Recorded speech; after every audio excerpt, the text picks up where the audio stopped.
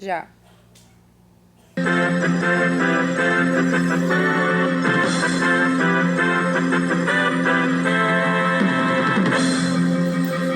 Fala, galerinha!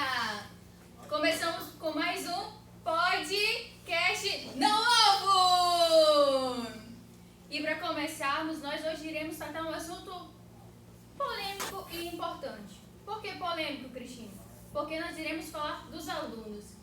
Nós todos que estamos aqui já fomos alunos. E você que está assistindo em casa também já foi um aluno.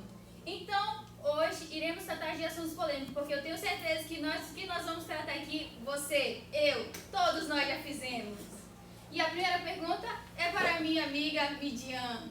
Como vai, Midian? Tudo bem? Tudo bem, bom dia. A minha primeira pergunta para você é: qual é o papel do estudante na atualidade? Então, hoje em dia, na minha visão, os estudantes, eles estão tendo muitas oportunidades, né, nas escolas, e o papel dele é simplesmente entender e simplesmente cooperar com tudo isso.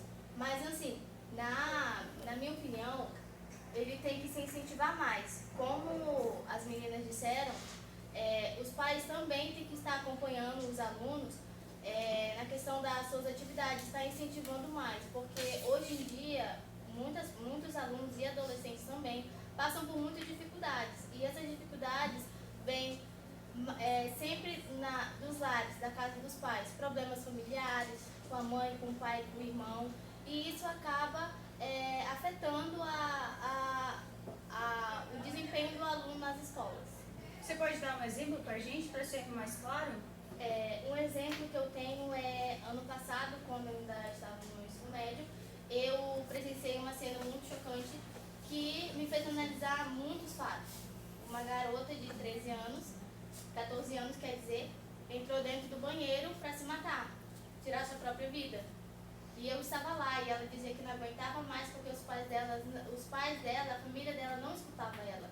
Achavam que sempre ela estava falando besteira, ela queria se matar, porque ela falava que os pais não incentivavam ela nos estudos, e ela se sentia muito sozinha na escola. Tanto que eu comecei a observar ela de um tempo, que ela ficava sempre solitária na hora dos intervalos das escolas. E isso é muito importante, porque a família não viu esse problema dela. Então, nesse momento, nós podemos entender que é importante os pais observarem os filhos e entender os seus gatilhos. Por que isso? Porque muitas vezes está acontecendo dentro da nossa própria casa e nós não percebemos. Por que nós não percebemos? Porque nós estamos ocupados com o dia a dia, com os afazeres. E os nossos filhos nós vamos deixando para depois. Mas o gatilho ele já aconteceu, os sinais já apareceram. Só falta você, pai, observar. Agora, mais uma pergunta agora para minha amiga Carol. Bom dia a todos. Carol, me responde uma coisa. O que o Conselho Tutelar faz com as pessoas na escola? Qual é o papel do Conselho Tutelar? O Conselho Tutelar, ele é notificado quando a criança começa a faltar muito nas escolas. Só que, antes disso, a escola, ela chama o pai, uma conversa, né, perguntar por que os alunos estão faltando tanto, para eles terem uma ação drástica, né, de colocar o Conselho Tutelar na vida da criança e dos pais. Então, antes do Conselho Tutelar chegar até os pais, eles conversam primeiro com eles e quer saber o que está acontecendo na vida daquela criança, por que a criança está faltando tanto, porque o Conselho Tutelar ela não entra assim tão rápido na vida da criança. Ela entra rápido na vida da criança se a criança for maltratada, se a criança chegar com alguma lesão no corpo, ou se a criança estiver faltando muito, né? Que eles têm que saber, né, por que aquilo está acontecendo.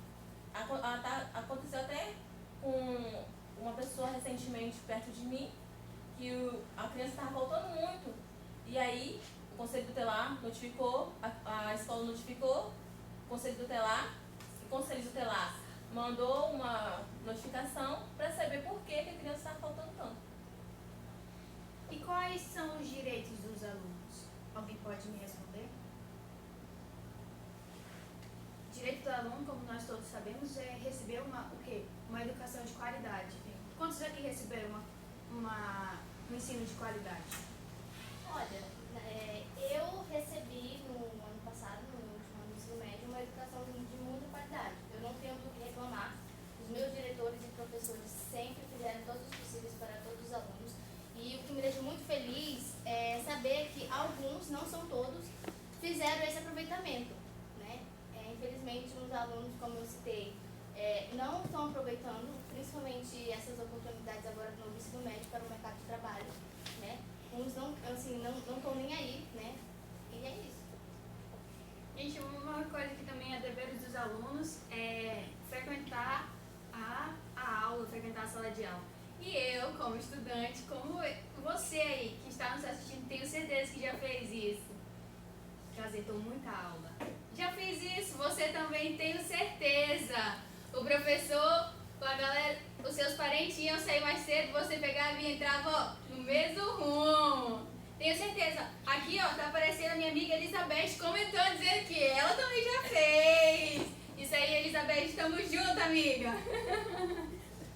E voltando aqui ao assunto que a nossa amiga Carol falou sobre o conselho tutelar, isso é muito interessante, gente, porque muitas vezes os educadores, muitas vezes a orientação, o trabalho educacional não comunica o conselho tutelar. Por exemplo, na minha família, a minha prima de 4 anos, ela foi matriculada na escola, mas infelizmente os pais não levavam ela para a escola.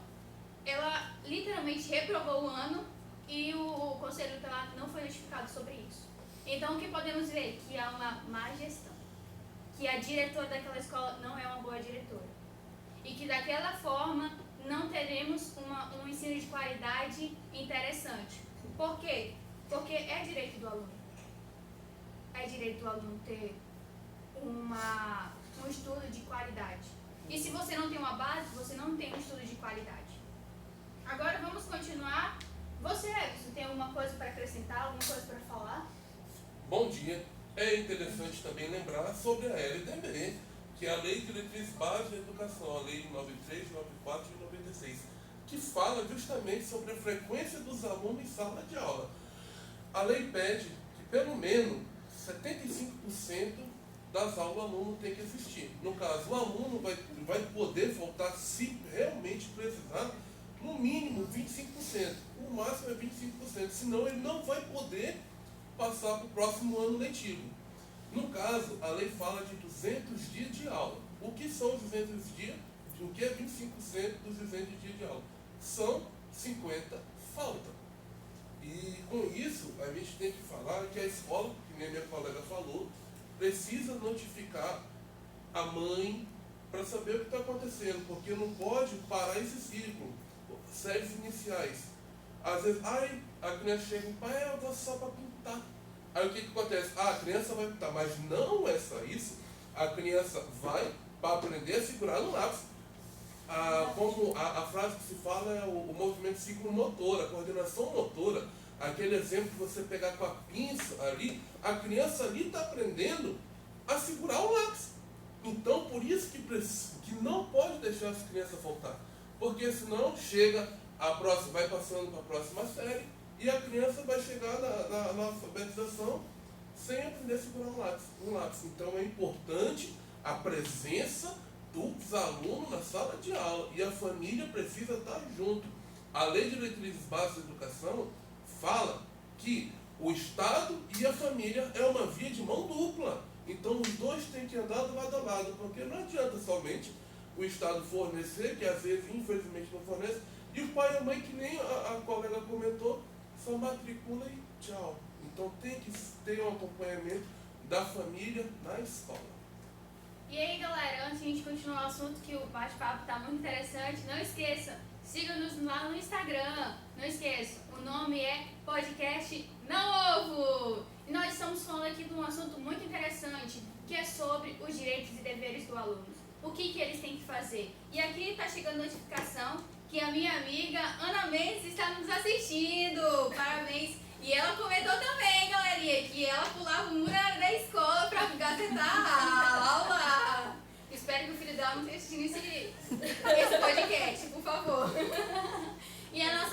nosso Cleide também falou que o podcast está 10. Muito obrigada. Nossa amiga Elizabeth também falou que o podcast está massa. E agora, não esqueça, vamos nos seguir, dê aquele like, deixe aquele like maravilhoso que você nos ajuda a crescermos aqui no canal. E também não esqueçam, gente, de se inscrever e assinar o sininho para mais notificações. Agora vamos continuar. E você, tem mais alguma coisa para acrescentar, Carol? As crianças, hoje em dia, elas são muito focadas, né? Nas redes sociais. Então, nós, pais, nós temos que focar mais nas nossas crianças, né? E verificar o que elas estão vendo. Porque, como aquele garoto que matou uma professora e atingiu vários alunos, será se ele não precisava do conselho? Será se ele não precisava de alguém para ajudá-lo, para guiá-lo? Será se ele não precisava de ajuda? De alguém que confiasse em nós. Isso. Alguém que nos acreditasse em nós. Porque às vezes é isso que falta, galera. Às vezes o que falta para nós alunos é alguém que acredite na gente. Alguém que nos dê força. Alguém que nos dê atenção. Porque muitas vezes o que falta é isso para o aluno. Ser incentivado a conquistar. Ser incentivado a chegar lá. E antes de continuarmos, eu queria agradecer aos nossos patrocinadores. A Dona Vera, que patrocinou a jarra dela. Muito obrigada, Dona Vera. E o nosso patrocinador que nos deu o lindo suco. Prefeitura, muito obrigada pelo pagamento na conta da Dona Vera.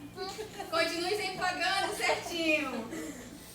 E você, Midian, mais alguma coisa que acrescentar? Pegando o gancho da fala da Carol, que ela citou o acontecimento daquele garoto de 13 anos, a questão dos psicólogos nas escolas. Eu sou muito a favor, e como ela já disse, porque talvez esse garoto precisava de um incentivo, de desabafar tudo aquilo que ele estava sentindo, né? E os psicólogos são importantes nas escolas justamente por isso, para eles ouvir os alunos e os psicólogos poderem fazer brincadeiras e dinâmicas para poder descontrair os alunos, para poder eles se sentirem mais evoluídos e acreditar em si mesmo.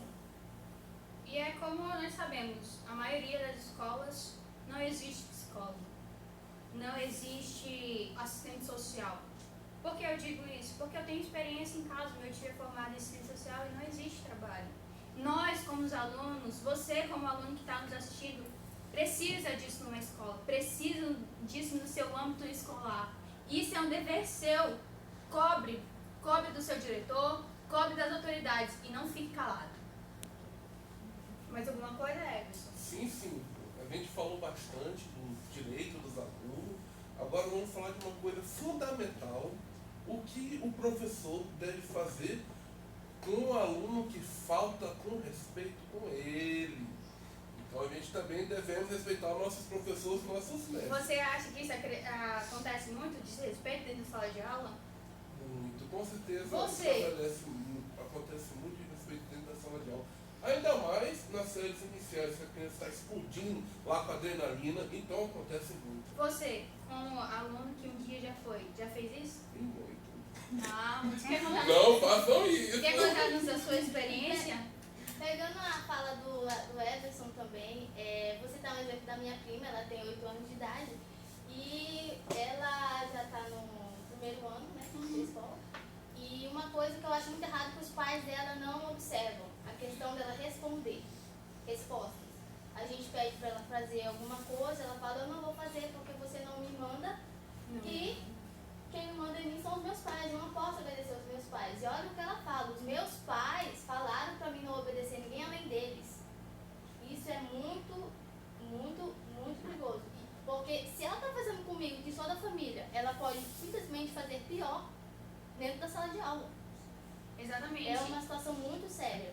E aí você sabe que se ela receber essa educação em casa, ela vai aplicar essa educação em outros lugares, Exatamente. como dentro do seu âmbito escolar.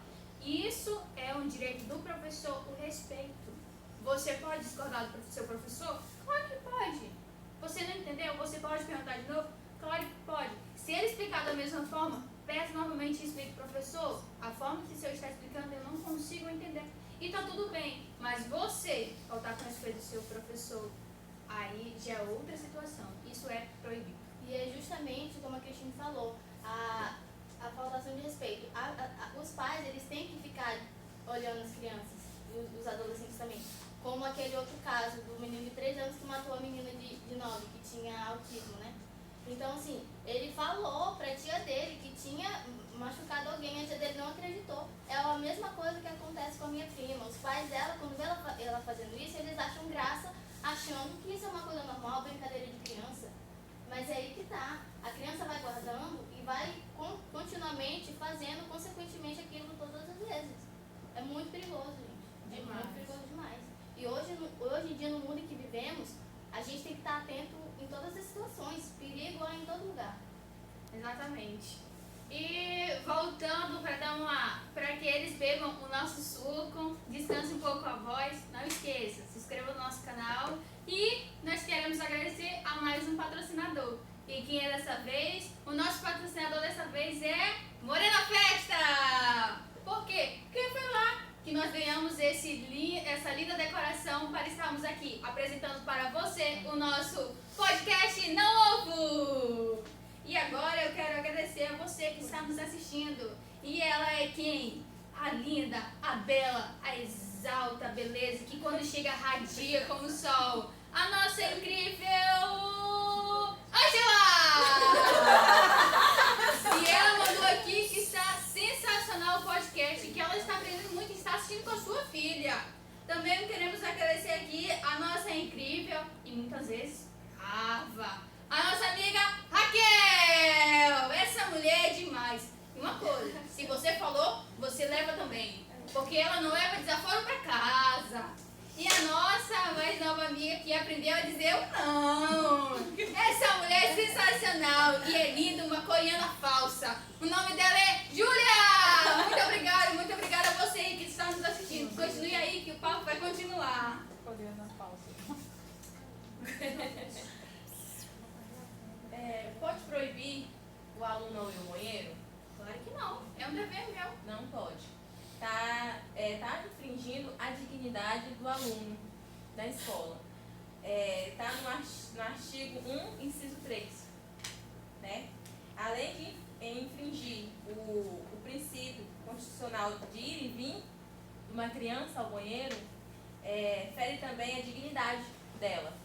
Né? Porque se uma criança que está com vontade de ir ao banheiro e o seu professor não deixa, a tendência daquela criança é fazer dentro da sala de aula. E aí, claramente, que o professor vai ficar bravo. Mas é culpa da criança? Não é culpa da criança. É porque ele foi proibido de ir ao banheiro. Então, isso pode acontecer com um adolescente, com uma criança, com um adulto mesmo, se ele é trancado num ambiente que não pode ir e vir do banheiro. Ah, mas aquela criança pede tantas vezes para ir ao banheiro, né? E será que ela está fazendo alguma coisa lá fora? Cabe também ao professor dar uma retirada da sala de aula e verificar se esse aluno está indo mesmo ao banheiro. E também cabe você, pai, observar o seu filho e verificar se ele não tem algum problema na bexiga e procurar o médico e informar a direção. Mas você, professor, de forma alguma, pode proibir um aluno de ir ao banheiro. Eu mesma, Cristina, já fui, aconteceu muito isso comigo. Mas eu queria dar uma voltinha na escola. Eu não queria ir ao banheiro. Mas já aconteceu muitas vezes comigo, hein, galerinha? Então você, professor, fique atento. Se aquele aluno é um pilantra, observe. E não deixe mesmo não, porque ele vai dar uma voltinha pela escola, mas não vai no banheiro. E educar, né, a criança, a fazer ela entender que ela precisa ir ao banheiro, mas de uma forma quando ela se sentir à vontade. Vou citar o exemplo que a minha amiga linda Fabiola, né, disse, estava estagiando numa escola e ela viu uma criança, não me recordo a idade, que ela viu o menino querendo fazer xixi dentro da sala de aula com os outros coleguinhas, com as meninas também. E ela citou que ele não pedia para ir no banheiro, ele simplesmente abaixava as calças e mostrava o piu-piu dele. Então, assim, ela falou com aquela gestão, falou que aquilo estava errado, que a gestão poderia falar de relação sexualmente com as crianças, mas de maneira mais leve, para que eles possam entender. Pegando o gancho da fala da Raquel, da Carol. E Também você? presenciei um caso, né, em uma escola e a professora estava poucos minutos para acontecer o intervalo, né? E a aluna pediu para ir para ela e falou, não, aguarde um pouquinho que já é o intervalo. A criança urinou nas calças e ela ficou traumatizada, porque os coleguinhas riram da situação dela, né? E logo depois, né, a escola tomou todas as providências cabíveis, né, a professora foi afastada, né? Mas isso é fundamental, porque você tem que garantir esse direito da criança ir no banheiro. Então, não pode prender o menino em sala de aula, não. Se quiser no banheiro, deixa aí. Mas com devido segurança, com o inspetor monitorando. Agora diz aí, você que está nos assistindo, conte sua história engraçada, o que você, como aluno, já fez na sua escola. Eu já aprontei muito naquela escola, já estudei em 3 escolas. Mas, João Bento, você tem história, hein? E você, nos conte sua história, o que você fez de engraçado, o que você fez de ruim. Nos conte, vamos interagir, nós aqui e você aí de casa. Mais alguma coisa? Você, Carol, o que você já aprontou na escola? Ah, eu já aprontei na escola, eu nunca tinha gazetado. Nunca tinha gazetado aula. Uma menina pura ela, não é mesmo? Eu morri de medo de gazetar aula. Até que eu, claro, tive uma amizade, nossa, aquela amizade. E ela pegou e virou pra mim e falou assim, Carol, vamos gazetar aula? Eu falei, não, porque eu nunca gazetei aula. Vai que minha mãe tem vicerão lá fora. Porque minha mãe sempre falava pra mim, olha, tem gente te vigiando aí na escola. E eu morria de medo de ter mesmo, né? E eu me falava, não saia da escola porque tem gente te vigiando. Aí ela pegou e falou, não, Carol, não tem ninguém não, bora. Me levou pra trás da quadra e fez eu pular o muro. Eu quase me arrebentei todinha quando eu cheguei em casa. A diretora era amiga da minha mãe e pegou e falou, Shirley, a Carol tá tendo um comportamento muito estranho. Ela tá gazetando aula. Minha mãe olhou pra minha cara e falou, você, Carol? Eu falei, é a primeira vez, mãe. Mas não, já era a terceira. Gente, ela contou! Eu negaria até a morte. Aí a minha mãe me olhava assim, que eu falava, agora eu morro. Só que não, e aí era onde a minha irmã também ficava morrendo de raiva, porque minha irmã também fazia isso, só que não falava com a minha mãe. E a diretora não ficava de olho na minha irmã, só ficava de olho em mim. E aí eu não apanhei, mas eu pensei que eu ia morrer, só por olho da minha mãe, tá? Aqui nossa amiga Elizabeth está dizendo que ela é a influenciadora dos seus amigos e ensinou as suas filhas a serem assim também. A filha dela era dona da gangue, gente. Uma vez, ela aqui nos contando, ela disse que sua filha não leva desaforo para casa. Será que ela é igual a sua mãe, hein? E aí, o menininho foi lá e brigou com ela. Você sabe o que ela fez? Ela pegou a caneta e deu no menino. Você acredita nisso? A Elizabeth, ela diz aqui, conta aqui na história que ela era a mulher mais frequente da escola, mais do que os alunos. Porque todos os dias os pais, a direção chamava ela na escola. E eu também já tive uma história. Como disse a nossa amiga Carol, amiga é uma coisa difícil de lidar, gente. Eu também tive meu grupinho no João Bento. Sabe que uma vez nós afrontamos o pessoal do 3º ano falando bem assim, a professora de matemática, ela passa a mesma prova todo ano. A gente esperto perguntou, e vocês, tem a prova do 1º ano? Eles falaram, nós temos a prova sim do 1º ano. E nós fizemos o quê? Pegamos a prova deles, tiramos xerox, fizemos todas as respostas e no dia da prova estava lá a prova idêntica. Sabe quanto o meu grupo tirou? Todos tiraram 10. Mas alguma coisa tinha que dar errado. Minha professora sabia que de todo o nosso grupo nós éramos 7. De todos nós tinha um que era muito inteligente e que ele saberia daquela resposta, daquela questão. Mas o resto, ele era do oba-oba, gente.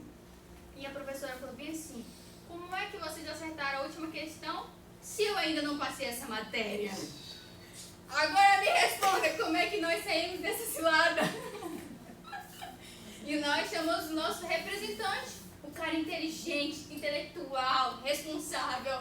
Gabriel, vai lá e responda pra nós no quadro. E ele foi lá e respondeu com certeiro aquela questão.